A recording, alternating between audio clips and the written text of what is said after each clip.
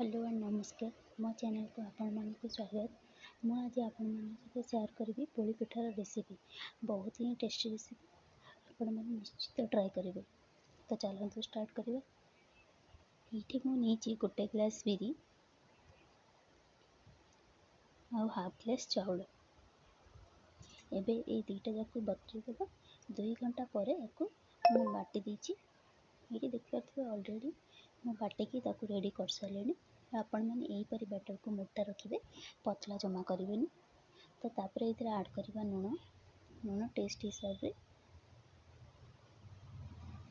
लुण को ऐड कलापर भल से मिक्स करदे। तापर ये ऐड करवा जदि आपण मैंने चाहिए ये चीनी ऐड करेंगे। ये चीनी ऐड करनी जदि आपण मानक अधिक मीठा दरकार ताले आपण मैंने चीनी ऐड करेंगे, ना अवॉइड भी करेंगे। जदि चीनी ऐड कर चीनी को ग्राइंडिंग करके ऐड करेंगे। तापर ये मुझे नड़िया नड़िया को मुझे नहीं गोटे गिना ताको आम कड़े पकईदे। तापर मुझे नहीं चीनी गोटे गिना नड़िया 4 भाग गोटे भाग चीनी नहीं आपको नड़िया पकईदे। तापर नड़िया और चीनी को भल से मिक्स करदे। ये देखिए नड़िया चीनी को भल से मिक्स करदे। तापर गैस ऑन करवा आ नड़िया चीनी को भल से फ्राए करदे जेपरी से टिके ब्राउन कलर हो से जाए फ्राए करिया। ये देखिए ऑलरेडी कलर हो सारा। ये कलर होगापाई 7 ରୁ 10 मिनट टाइम लगे। ऑलरेडी नड़िया आम रेडी हो सारा। चलते भी गैस ऑफ करदे। तापर मुझे बसैली तेलाणी से ऐड कली तेल तेल भी गरम हो गला। चलते से जो बैटर रेडी कर बैटर को पकेब। ये देखिए बैटर को ऑलरेडी पकईली ताको मैं पतला करके पकईची कहीं आम नड़िया को जो फ्राए करके रखीचे नड़िया और चीनी को आम ऐड करवा यापर। नड़िया को यहीपरि पकईबे जमती से सबुआड़े कवर हम।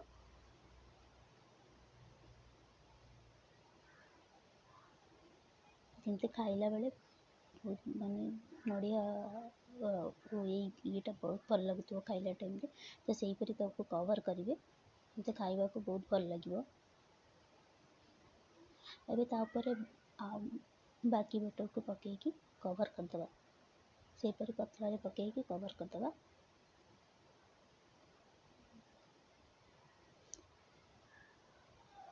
जमती नड़ियाटा भितर पूरा होकर रही तले गोटे बैटर कवर हो। पतला बैटर पकईबे जब मोटार बैटर पकईबे ताले से कंचा रही। पतला ही बैटर पकईबे खाली कवर होगापाई। ये देखिए बढ़िया से कवर करदेली।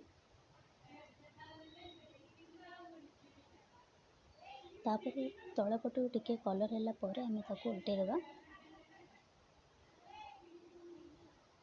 ये देखिए तलपट बढ़िया से कलर हो सारा। यहीपरि तलपटा भी कलर है छाड़ीदे से ऐड करवा तेल जमती तलपट भी यहीपरि टिके ब्राउन कलर हो।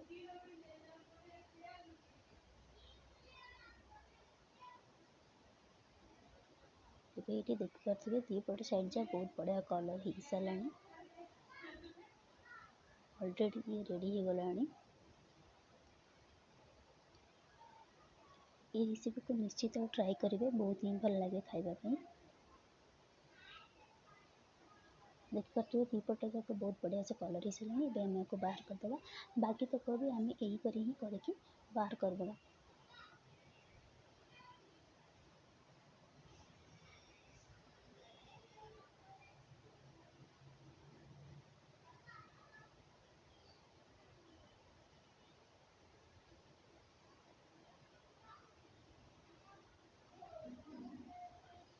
ये देखिए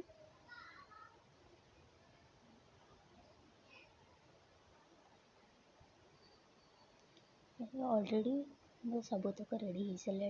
आम पोली पिठा पूरा हो गला। आपण मैंने यही रेसिपी को निश्चित ट्राए करूँ। ବହୁତ ହିଁ ଭଲ ଲାଗେ। ଏଇଠି ଦେଖିପାରୁଥିବେ ମୁଁ ତାକୁ ପିସ୍ କରିକି ଦେଖେଇଛି, ଭିତରେ ଷ୍ଟଫିଂଟା ବହୁତ ବଢ଼ିଆ ଦେଖାଯାଉଛି ଆଉ ଏମିତି ଖାଇବାକୁ ବହୁତ ଭଲ ଲାଗେ। ଆପଣମାନେ ଆକୁ ନିଶ୍ଚିତ ଟ୍ରାଏ କରନ୍ତୁ ଆଉ ମୋତେ କମେଣ୍ଟସରେ କୁହନ୍ତୁ ଆପଣମାନଙ୍କୁ କେମିତି ଲାଗିଲା। Thank you so much.